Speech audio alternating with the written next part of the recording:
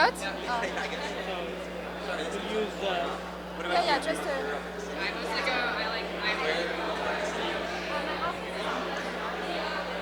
Please take your seat. We are going to get started.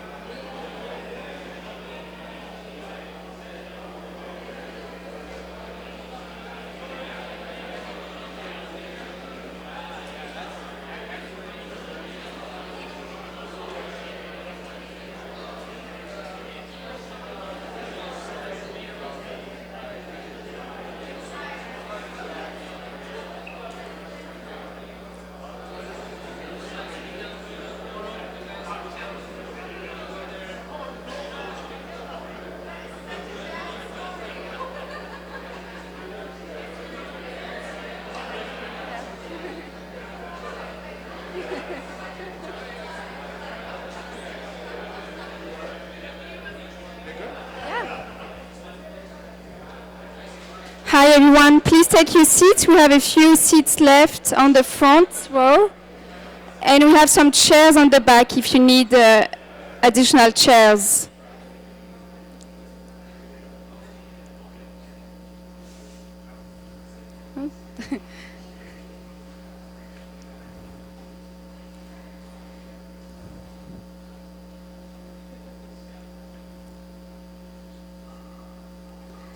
Hi everyone, how are you doing? Thank you for being here. We have a great panel of, we have a rockstar panel of speakers tonight, and I won't take too much time.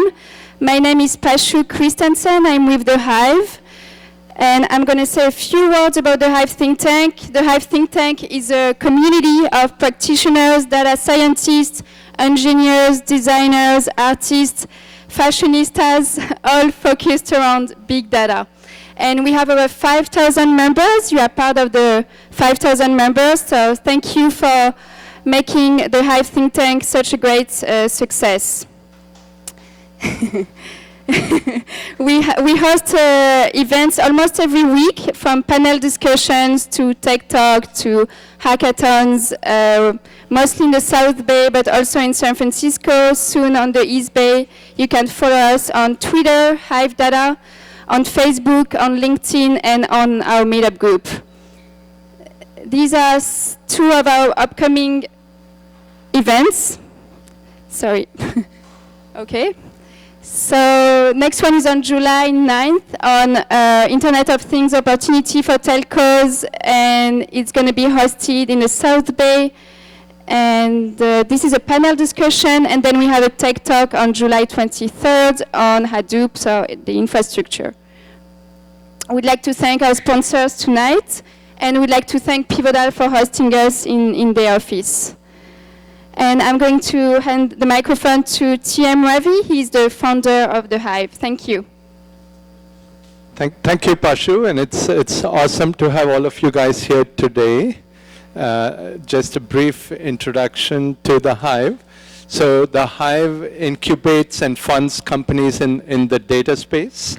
We typically are putting $1.5 million to $3 million in companies, focused in a variety of different line of business functional areas or vertical segments like retail and e-commerce, media and advertising, IoT, fintech and insurance. Our focus is primarily applications that are data-driven. A number of team members, a few of them are here. Lance is here. Mohan is here. I have a co-founder who has worked for many years with Rob,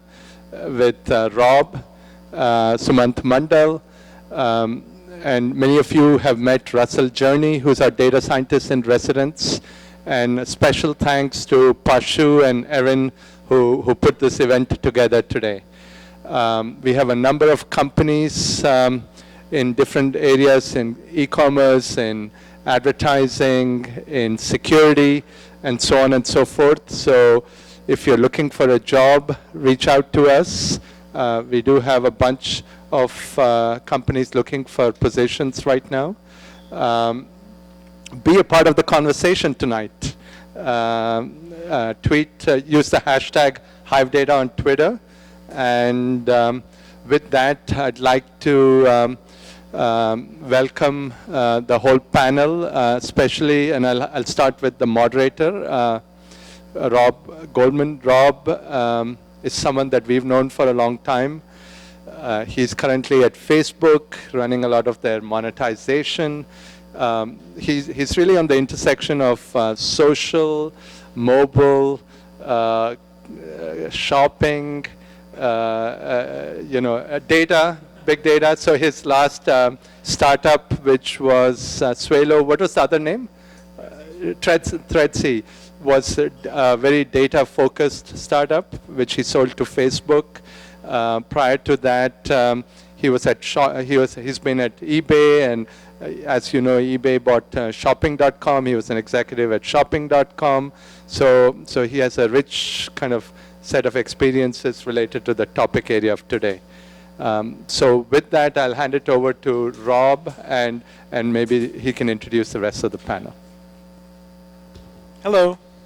Hi, everybody. Before we get started with the introduction of the panelists and let them speak for a few minutes about their companies and their background, I just wanted to take a quick kind of survey of the room to get a sense for who's here and what kind of work you all do.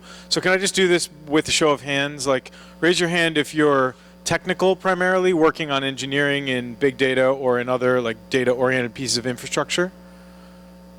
Okay, great. And how about on the business sides, sales and marketing, business development, finance, legal? Okay. And how about service providers who are working with companies in the space like VCs and consultants and investment management firms, that sort of thing? Okay. Great. So I think that's that's good for us all to know as we have our conversation. So I'm just going to introduce each of the panelists really quickly at a high level, and then they're going to speak a little bit more about their companies. So closest to me on the right here is Helen Zhu from Chictopia, Rachel Barge immediately next to her with Yerdle, and Andrew Blachman on the end there with Tophatter. And why don't we just go through in order, Helen, if you want to take it away.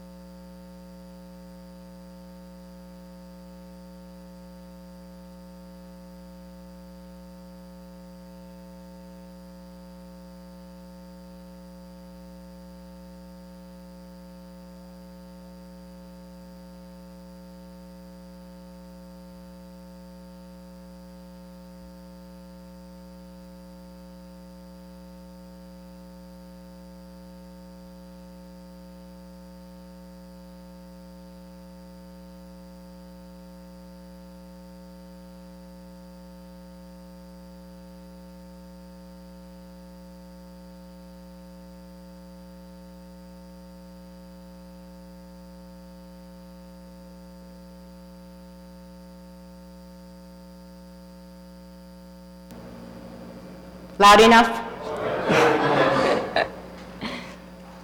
So when I started Chictopia with my two other co-founders, we bought a book called Startup for Dummies. And one of the recommendations on there was that you should start up a company in a space that would hold your interest for a really long time, even if you never make money. So the few spaces that we liked, that we identified, was that we'll always want to travel, we'll always love our pets, and we'll always want to dress well. We actually started with travel and pets, but realized that those spaces weren't viable for us in terms of monetization. So we went to fashion. which seemed like it was a space with a lot more opportunity. So that's why we started Chictopia. We wanted to dress well. And then we wanted to think about how we dress well, where we got our source of fashion inspiration. Traditionally, people got their source of fashion inspiration from magazines, but we really thought that we got our fashion inspiration from looking at the well-dressed people around us, those people that are sharing photos on the internet. Basically, we'd like to look at pretty people who dress well to get on ideas on how to look good. So we created Chictopia, which is the largest collection of outfit inspiration photos organized by style, by season, by location, to help us dress well for every occasion. I don't think I meant for that to rhyme, but it did. So what we are today. We started in 2008 as a fashion influencers community. Lots of fashion bloggers found us, press, Teen Vogue has named us the next big thing. That was big for us. We evolved into a social network to make friends, to apply for sponsorship opportunities with brands, and build up a following for fashion influencers. So today we have over 100,000 bloggers who's contributed over to 1 million photos. So those numbers, well, they don't have a tarot in front of it, so it's probably not so impressive at the moment. But bloggers in our network have a combined reach of 30 million across YouTube, Facebook, Twitter, and Google+. And content generated by these influencers in their own social networks reach over 1 million monthly page views. So how are we different from a glam network or blogger? Well, we help these social influencers connect with brands to create beautiful stories and leverage them to distribute it to our network of other influencers to millions of people. We're also different in that we're a community with in-depth data on our influencers. We know what brands they like to wear. We know what they do on a daily basis. We know which brand have the most brand equity with them. We make the most relevant connections for brands and influencers. So why haven't you heard of us? You're probably not a female fashion blogger between the age of 13 and 35. And actually, there was a fashion blogger earlier out here who talked to me, and she has heard of us. You probably currently don't go outside of your friends' network for fashion inspiration, which is okay, but now you know us. So follow us on YouTube, Twitter, and Facebook. Thank you.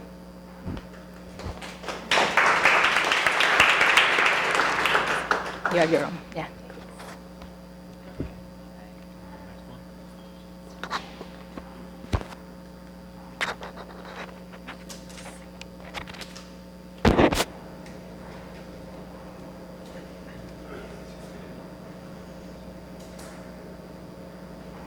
And I think the clicker will work. Yeah, it's this one. Yeah, sweet. I'm always nervous about that.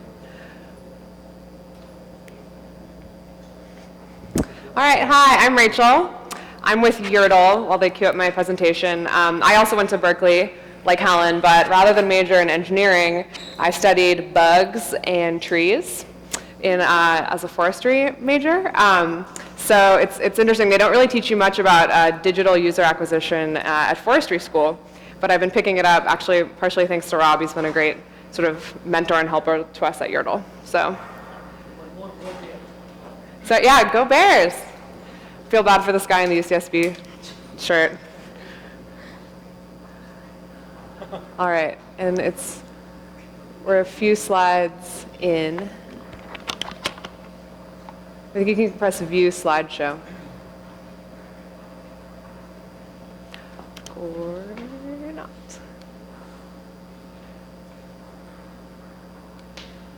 And if you just want to go back like 2 slides, Rob. Okay, oh yeah, there we go. Great, so I'm with Yerdle, and I selfishly put my own referral URL right here in the front, so just note it down. If you join Yerdle, I'll get 25 bonus credits. You'll get 25 bonus credits. I will know that you joined. I can actually measure how many people do this in the audience. I'm actually really curious how many people will. But you'll learn more about credits and what Yerdle's all about in just a sec. And Rob, I think you might have to just run the slides for me because I don't think this will work with PDF. Okay, so given this is a mobile panel, I had to start with a screenshot of our app. I joined Yerdle the day our app released from the iTunes store, which was a really exciting day back in September. And next slide. So Yerdle was started by two folks. Actually, one is a good friend of Rob's. One was the former head of sustainability at Walmart. And yes, Walmart did have a head of sustainability and has done a lot to try to influence their supply chain.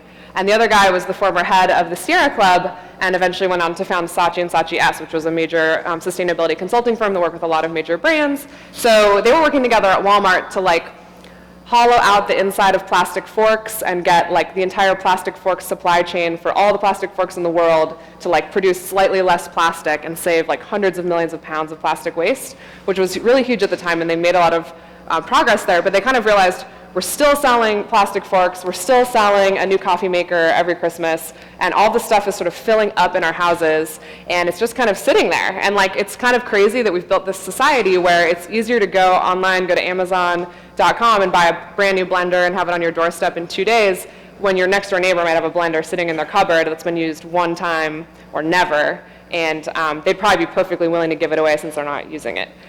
So our mission is to really look at the existing inventory of stuff sitting in garages, closets, cupboards. We estimate it has a $5 trillion economic value, and to sort of liberate all of that stuff and make it accessible to people that are already going shopping and help meet some of their shopping needs. So next slide. So on Yerdle, you give away what you don't need, and you get what you do. We have all sorts of amazing things on Yerdle in really any category, and every day I get surprised by the garden gnomes and custom paintings and dragon ear cuffs that people seem to have, and all sorts of products I didn't know existed that people are sharing and giving away. And ultimately, we are a community powered by generosity. By posting something on Yerdle, you're really trying to say, you know, maybe I can help someone else out. Maybe they don't have to go buy this thing new. Maybe there's a use for this. Maybe instead of chucking it in the landfill, you know, it could go on to lead a longer life. So ultimately, our mission is to replace 25% of new purchases happening in the retail economy with reuse or sharing with items that already exist, that don't have to get manufactured in China, sent on a ship, put in a big box store, and sent to your home. And this is actually written into our legal charter. We're a California benefit corporation, so we've really baked sustainability into our mission. And we want to help build community along the way. So these are a few more screenshots of our app. It's really simple. You just take out your iPhone, take a photo of something you no longer need, give it a quick description. It goes up on Yerdle. And what happens is people start offering you these things called Yerdle credits. And Yerdle credits are a virtual currency that we developed that essentially rewards the people that are giving things away, and it gives them some value to go shopping to get the things that they want or need. So only $1 you're going to spend on Yerdle are to pay a low flat rate shipping cost to get that item shipped to you. We do shipping nationwide. You can also get it via local pickup. We have a really strong Bay Area community of people that are really just shopping and getting things on Yerdle completely free. So biggest marketplace of $0 items on the internet, I would dare say. Go to the next slide. And really, the credit is sort of the lifeblood of our economy. I mean, we actually will end up having to have actual economists like on staff with us at Yerdle to sort of moderate, you know, the value of a Yerdle credit, the life cycle of it. It took us 6 months to get our first 1 million credits transacted on the system, and our next 1 million happened in the next month, and the next 1 million happened 2 weeks later. So we're really seeing the credit economy expanding on Yerdle, and there's a big desire of people to just you know, it's interesting. Technically, you could probably get some dollar value out of some of the items that people are posting on Yerdle, but there's something cathartic about just giving it away, liberating it, and letting it be used by someone else. So here's, this is just my contact info. I don't have cards, so if you want to get in touch with me, write this down. Go use my referral URL and sign up for Yerdle and give it a try. See if you can find something.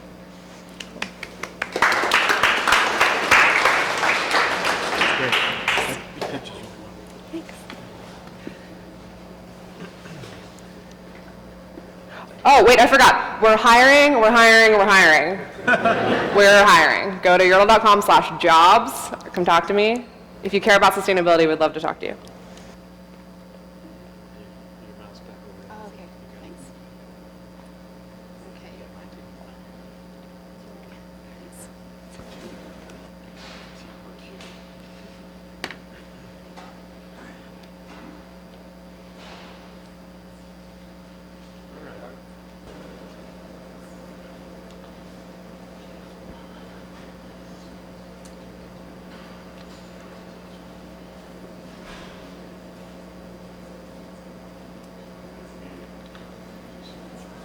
One more.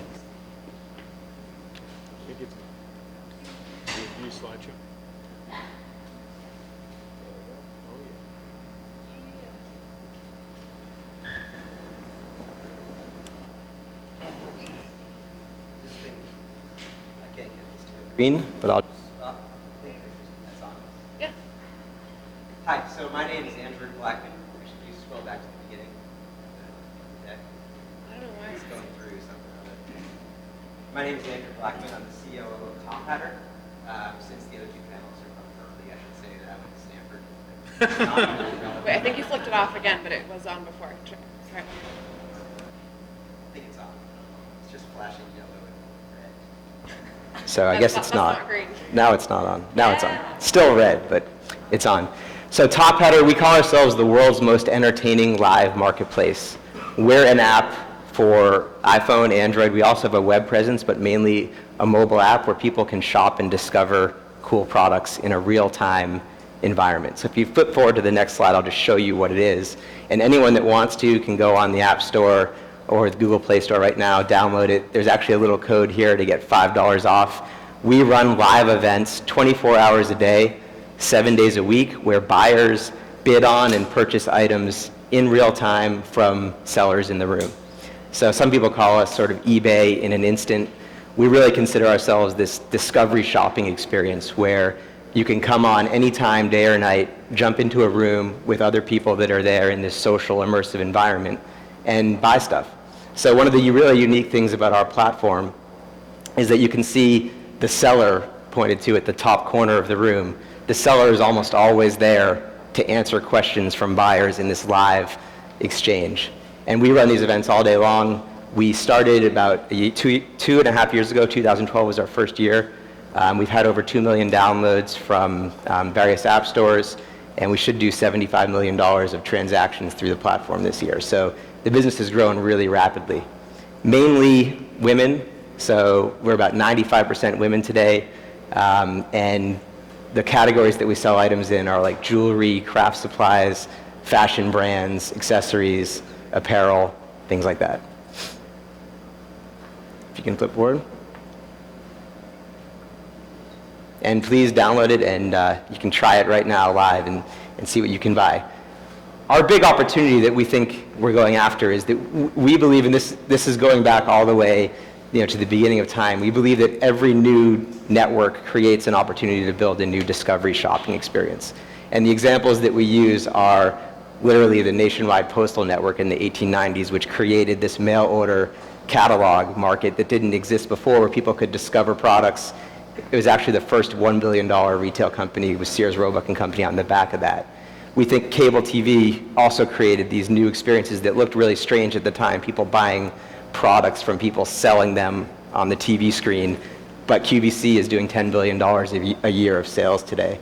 And then similarly, the internet created these discovery shopping experiences. I don't know how many people recall the early days of eBay, but there was no search. It was all about going to the homepage and sorting by whatever was going to end the soonest, and you'd discover cool new random items that you didn't know you were interested in. That's what we're trying to build at Tophatter. We're trying to build something unique to mobile that is real time and that allows you to discover cool products and cool sellers.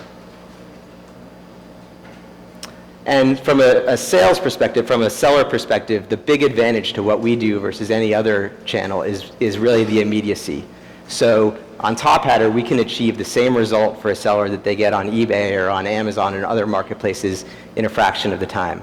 So we compress all of this demand into a room, and I'll talk more about the mobile stuff during the panel, I suppose, but we know before buyers know it what they're interested in. So we know we can put an item up in a room, we have the demand already aggregated for it, we can sell that item very quickly within 90 seconds, and we have an 80% sell rate. So from a seller perspective, this is a very compelling proposition that's allowed us to grow the supply side pretty quickly. But that's kind of what we do. The app is really fun. It's fun to work on. It's fun to be involved with.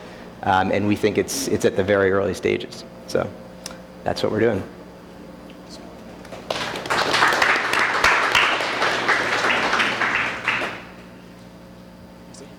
Okay, that was great. So I think you'll agree these are three very different, very creative products from three really cool, creative companies in a really dynamic and exciting marketplace. So maybe we'll just talk a little bit about some of the aspects that make mobile and commerce and the way that they're coming together special, and then maybe we'll talk a little bit about some of the challenges, and then maybe we'll talk a little bit about some of the tools and also the big players, the Facebooks and Googles and Microsofts and Apples of the world, and sort of how they work.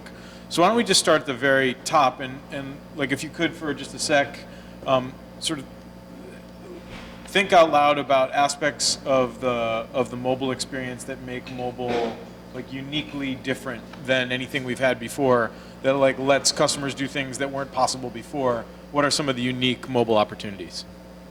When do you want to start? Sure. So, I mean, for us, and I'll speak specifically about our own experience, but for us, our big learning for mobile, or what we were most excited about with mobile, was the fact that for the first time, there's a device that's always with you, everywhere you go, and you're always accessible. So our business couldn't have existed before mobile.